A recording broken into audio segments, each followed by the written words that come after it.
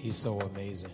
The Bible says in Lamentations 3:21 that his mercies are new every morning. He's faithful and true. Yes, well, good morning, Mechanicsville. How you doing this morning? This is Don Curtis. This is another day that the Lord has made for you and for me. Yes, we're going to rejoice in it and be more than glad. No, we're going to be exceedingly glad. Yes, we are. Yes, because the Lord continues to be so good to us. Yes. Good morning to you. We have some new listeners in Queenstown, Maryland. Good morning to you. Yes, in Lexington Park, Maryland. Good morning to you as well. Our nation's capital, Washington, D.C. Good morning to you as well. Indianapolis, Indiana. Good morning to you. San Jose, California. Good morning to you. Flagler Beach, Florida. Good morning to you. Yes, London, England. Good morning to you. WBR FM radio station. Yes, good morning to you. Steadfast and true is your love toward us, daily renewed is your mercy shown us. God of all gods, you're truly amazing, amazing. When you get it, release it to the Lord. Steadfast and true is your love toward us, daily renewed. Yes, those that listen to us throughout the United Kingdom this morning, good morning to you. Yes, throughout France, good morning to you as well. Yes, Kenya, good morning to you. And Finland, good morning to you as well. You declare it amazing. Come on, let's talk about his love and his grace. It's an everlasting love. Yes. It's sufficient. And it's truth. It leads us straight to freedom.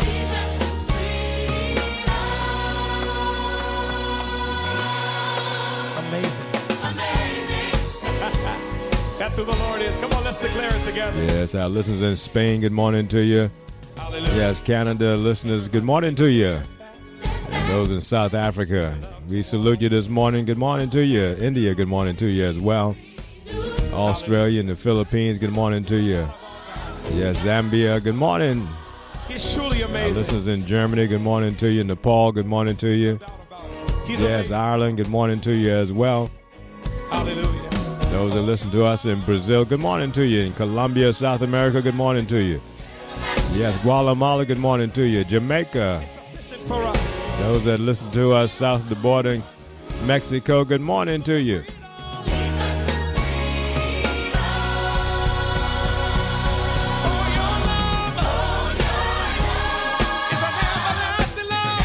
Yes, I'm so grateful and thankful that his love towards you and me is an everlasting love.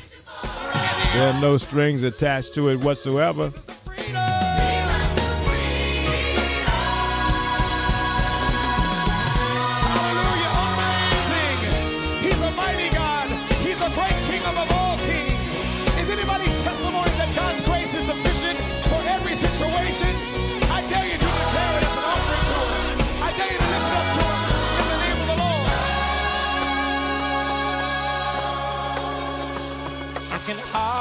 Wait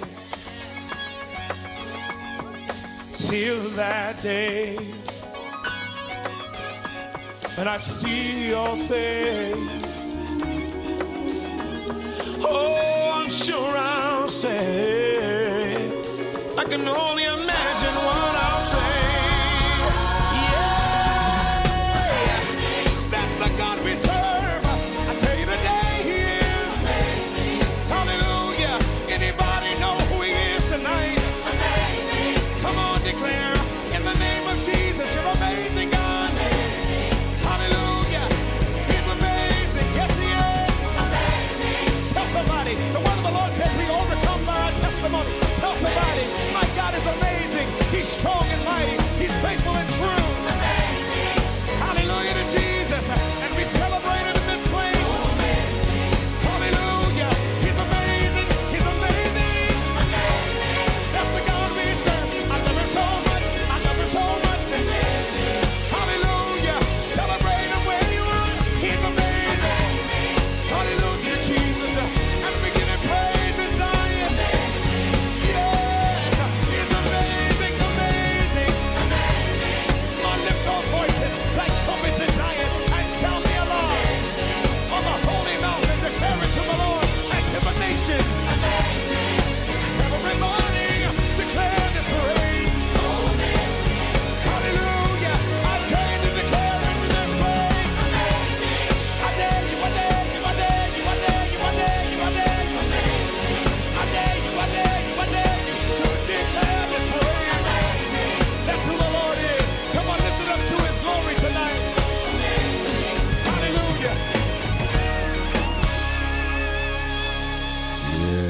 he's amazing. Yes, he is.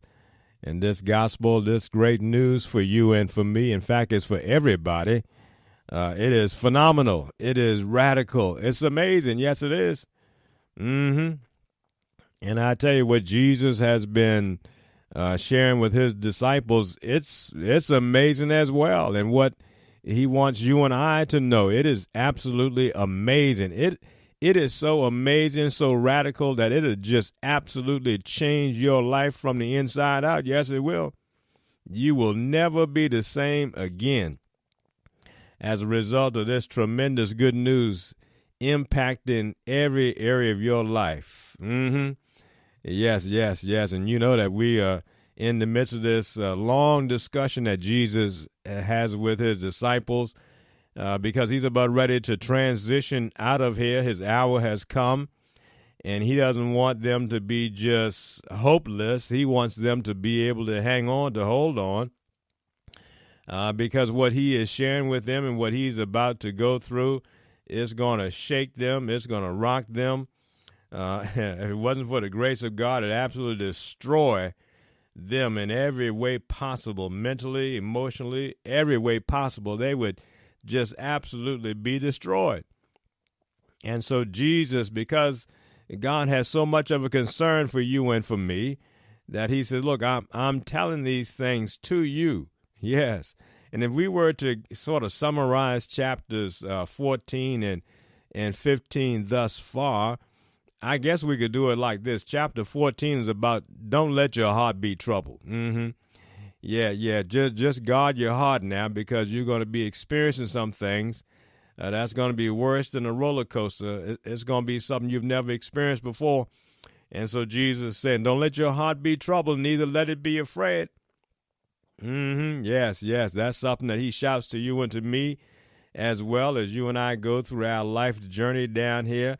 There'll be times when you and I can be troubled, when our hearts can be afraid. And he says, let not your heart be troubled, neither let it be afraid. Mm-hmm. I love that you and I, we've been given this control over our hearts. Mm-hmm.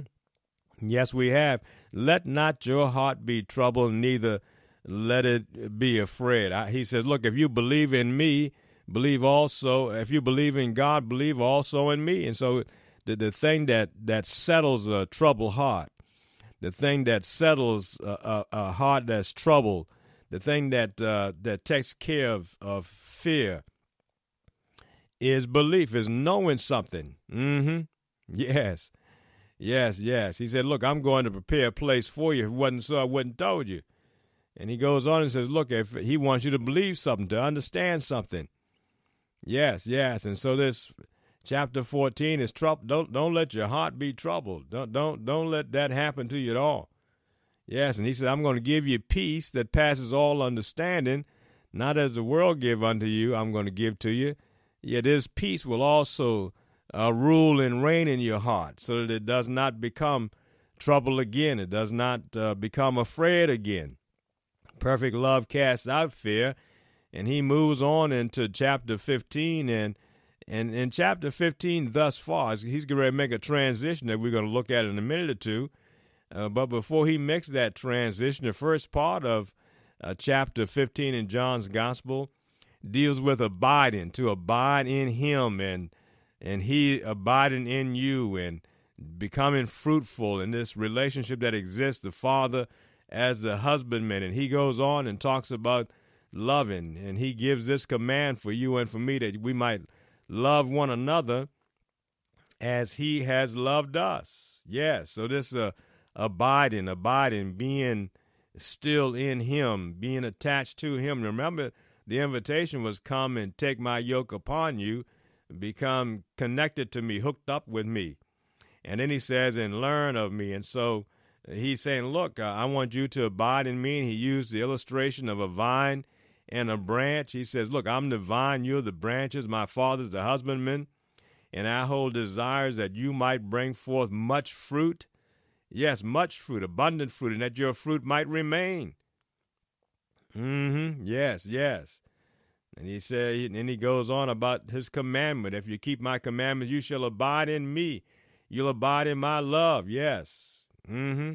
That's a great place to stay at, a great place to live in, a great place to dwell in. The actual love of Christ himself, God's love for you and his love for me, to stay right there, to never move out of it. Don't allow anybody or anything drag you out of the love of God, to have that always on your mind when you wake up in the morning, that you are just thankful and amazed that God has been keeping you all throughout the night.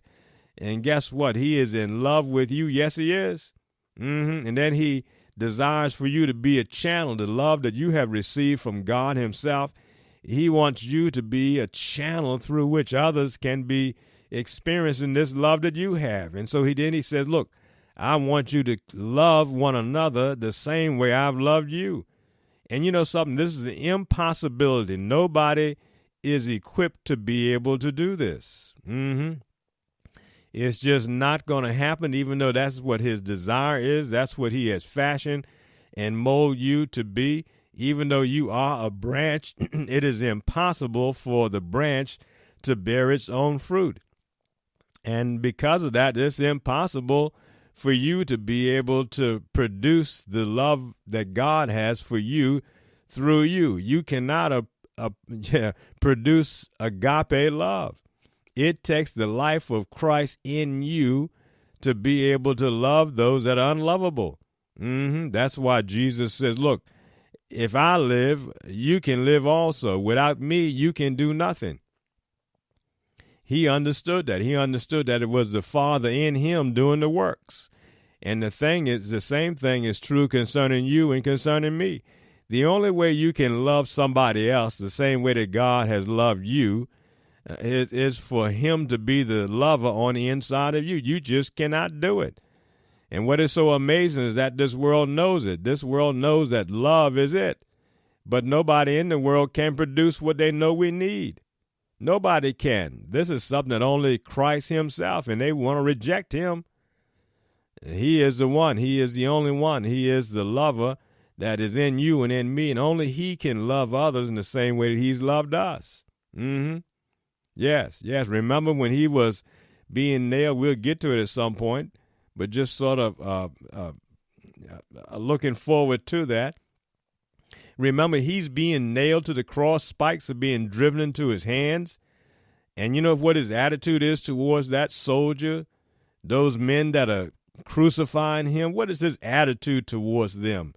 What is this love? What does this love look like in the midst of pressure when others are saying all kinds of things against you? And in this case, they're doing more than talking bad about him. They're treating him, they're crucifying him. And what is his attitude? How does he respond? He says, Father, forgive them, for they know not what they're doing. They didn't ask for forgiveness. And there's so many people that are just holding back forgiveness, waiting on somebody to ask for it first. And that's not the way God does. That's not the way he does you. That's not the way he does me. No, he forgives before we even ask. In fact, the soldier never did ask, but yet he was forgiven, and yet the Father forgave him, yet Jesus desired that for him. And the same is true concerning you and me. And we were forgiven long before we even asked for forgiveness, before we even knew we had a need for forgiveness. The forgiveness of God was already there. Jesus, remember, this whole thing kicks off with his conversation with Nicodemus. God so loved the whole wide world, yes, everybody in it, that he gave up his only begotten Son. Jesus Christ is his name. For you and for me, for every single one of us. He wasn't waiting on somebody feeling sorry and coming to him and asking for forgiveness. That's not the way God operates. Now, that's the way we operate at times, but that's not the way God operates. And so he says, look, I want you to do this. I want you to love one another in the same way that I have loved you. Yes. And he goes on and says, look, you have not chosen me. You didn't size me up and say, I think I'll go ahead and team up with Jesus. I think I'm going to be one of his disciples. I think I'm going to go ahead and follow him. He said, no, that's not what happened. You did not choose me. I love that, because if the choosing was up to us, we wouldn't choose him. But he says, no, I've chosen you. I've chosen you, and I've chosen you. You should bring forth much fruit, and that your fruit should remain, and that whatsoever you ask of my Father in my name, he will give it to you. He said, these things I command unto you, that you love one another. He said, I made these commandments for this purpose, that you might love one another. Yes, and again, this is only possible with Christ in you, the hope of glory. Christ in you, the only hope of agape love pouring out of you towards those that you think are your enemies.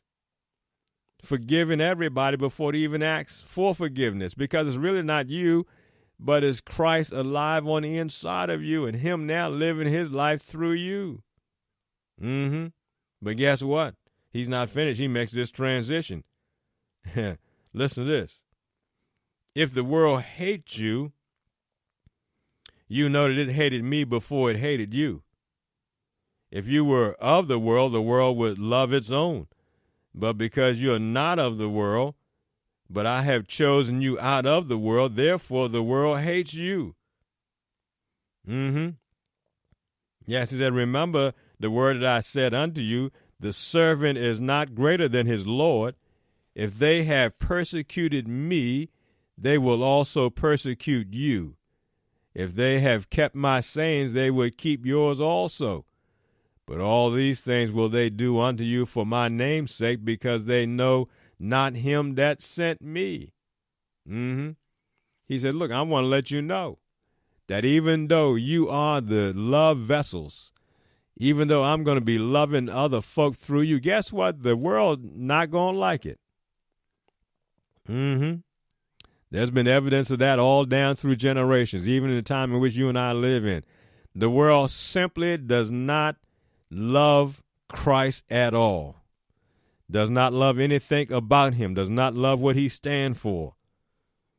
It was the world, it was a religious system, yes, that crucified him. And he said, look, I want you to notice, I want you to understand, don't be don't be dismayed, don't be shocked that even though the world keeps saying what we need right now is love, sweet love, when love comes, guess what? They're going to persecute it.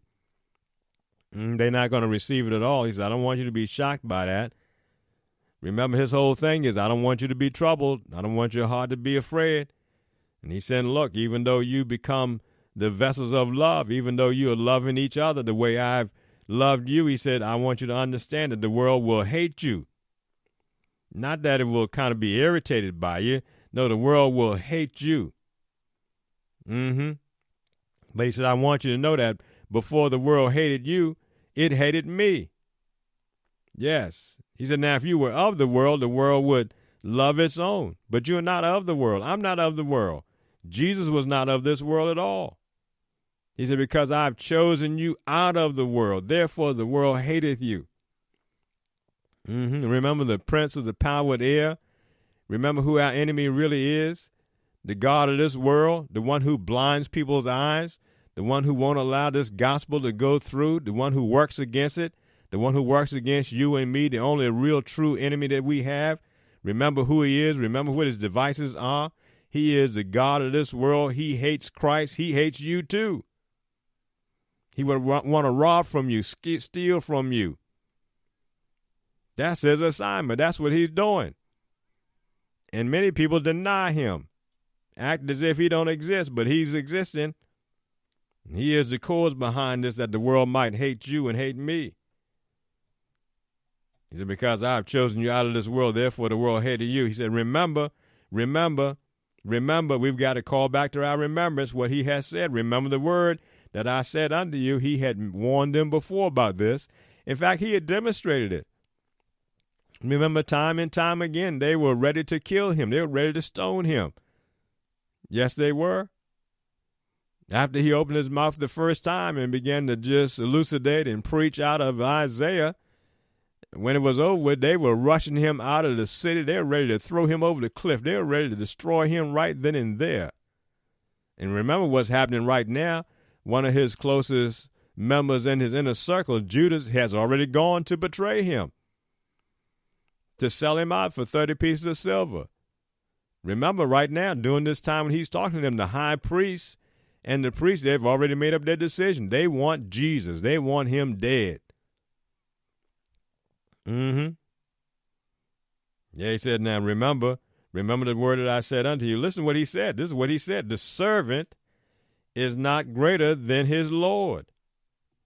If they have persecuted me, they will also persecute you. He said, just what they've done to me, they do the same thing to you. Mm-hmm. The hatred was at an all-time high during this time. They were about ready to crucify him.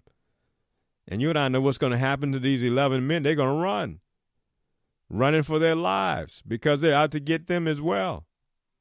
Remember, Peter ends up being crucified upside down. He says, I'm not worthy to be crucified the same way my Lord was. Hang me upside down. And I believe this was one of those things that girded him up, that made him strong, and his faith did not fail him at all, that he realized and understood now that he was no greater than his servant. He was no greater than his Lord. And that because they had crucified Christ, they were going to do the same thing to him as well. But this was after the Comforter had come to make him strong, and that's what will make you strong. That's what will make me strong as well. The Comforter, the Spirit of truth that comes alongside us. And not only comes alongside us, but now, as Jesus said, will be in you. And this is this tremendous power that exists on the inside of you and on the inside of me and on the inside of every born-again child of God. The power of the Spirit of truth on the inside of us, so that we're able to stand against all the trials and temptations of the enemy, all of his tricks, all of his lies, all of his deception. You and I, we are able to stand against all that. Yeah, fully prepared. Yes, with the weapons of God, which are not carnal, but they are mighty through him, to the pulling down the stronghold, all these thoughts and ideas that pop up into our minds and our heads and whatnot. We're able now to capture every thought and make it obedient to the word of Jesus Christ himself, so that we're able to stand against all the tricks of the enemy. Yes. Mm-hmm. If they have kept my saying, they will keep yours also. In verse 20, the ending part of that, he said, look, if they had kept my saying, they would have kept yours. But guess what? They didn't. And they don't. Yes, yes. But all these things will they do unto you for my name's sake, because of me. Because of me. The reason why the enemy comes up against you and comes up against me is not because of you or because of me. It's because of him. It's because of his name's sake.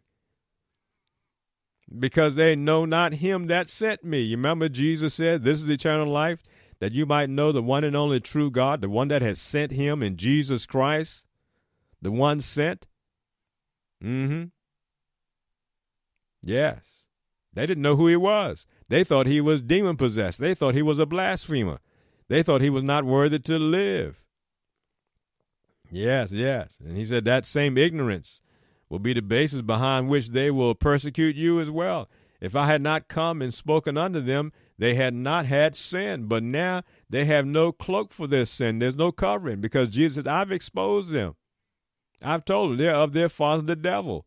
If they really had known Abraham, if Abraham were their father, they would have known me, because Abraham saw me, and Abraham was looking forward to my day coming. Mm-hmm. Remember what he said unto them? The works that I do, I don't do them, but the Father in me, he does them. Then he says, look, believe me for the very work's sake. Just look at my life. Look at the work's sake, and you'll have some understanding that it's not me, but it's my Father.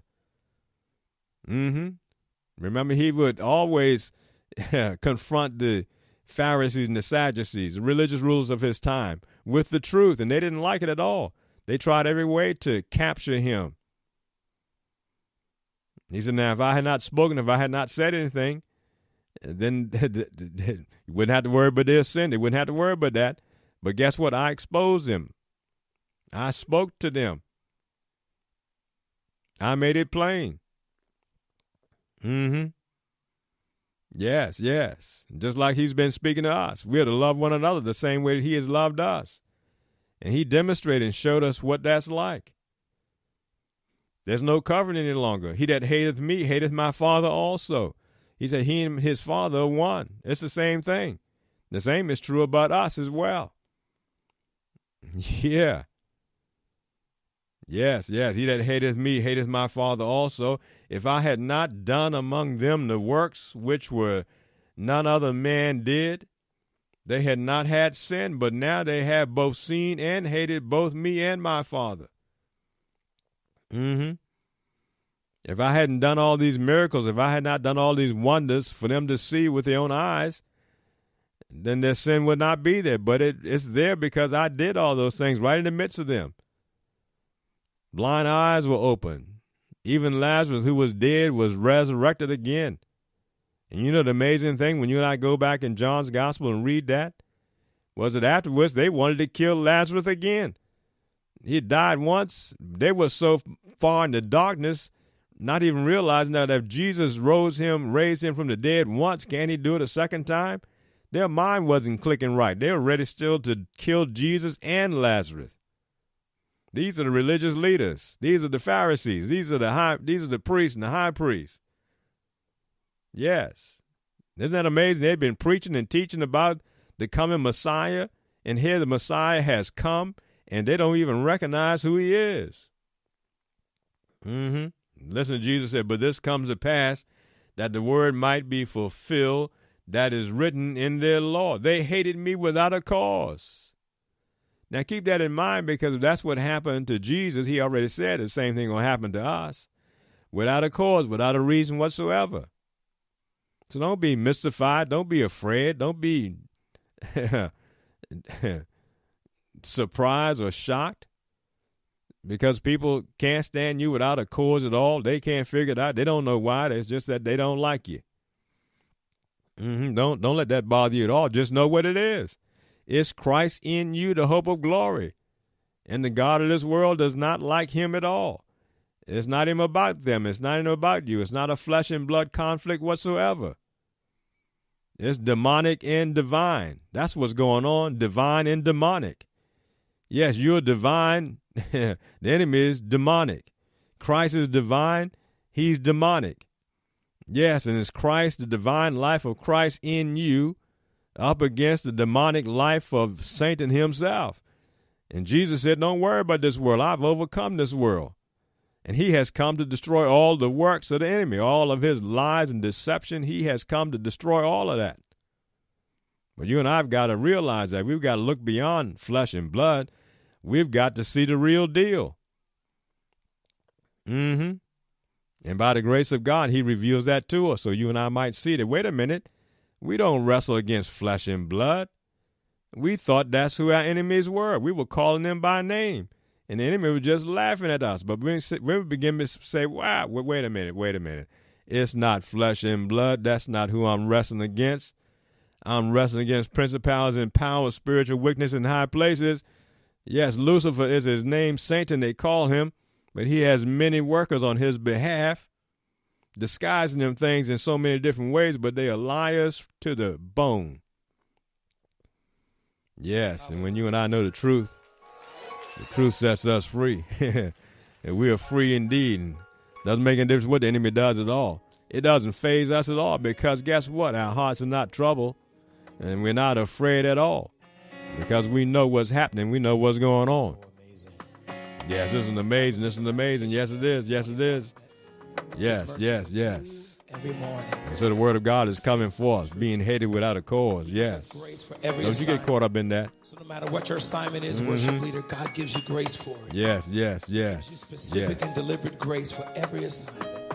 Because good morning to you. Hallelujah. WBR-FM Radio and Wegenbarre, England, good morning to you. Good morning to those in the rest of the United Kingdom. Good morning to you today.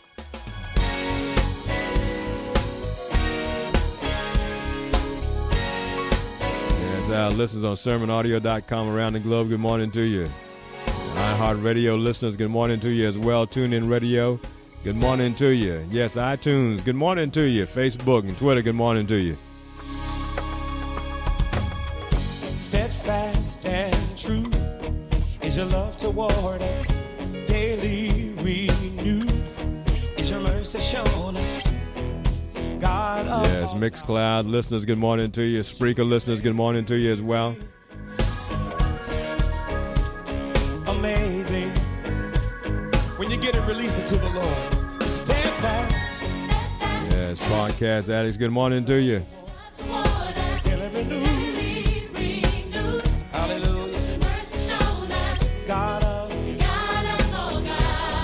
Truly amazing. That's who he is. You declare it. Amazing.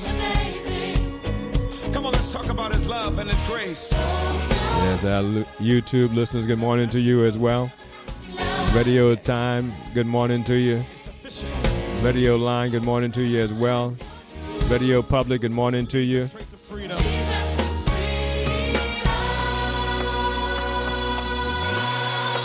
Amazing. That's who the Lord is. Come on, let's declare it together. Yeah, those that listen to us on Apple Core Media, good morning to you as well. Fast. Is your love toward us. Daily renewed. Those who catch us through Chrome, good morning to you. Yeah, Windows Media Player listeners, good morning to you as well. He's truly amazing. Make no doubt about it. He's amazing. Come on. We thank God for this amazing technology that allows this amazing good word to get through to each and every single one of us. Good morning to you. Your grace is sufficient for us. Your truth leads us to freedom.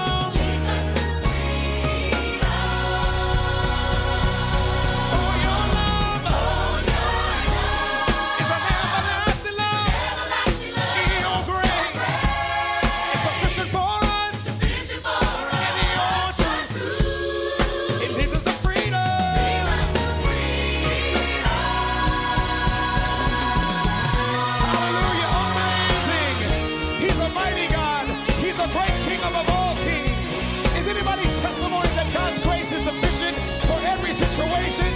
I dare you to declare it as an offering to him. I dare you to lift it up to him in the name of the Lord. I can hardly wait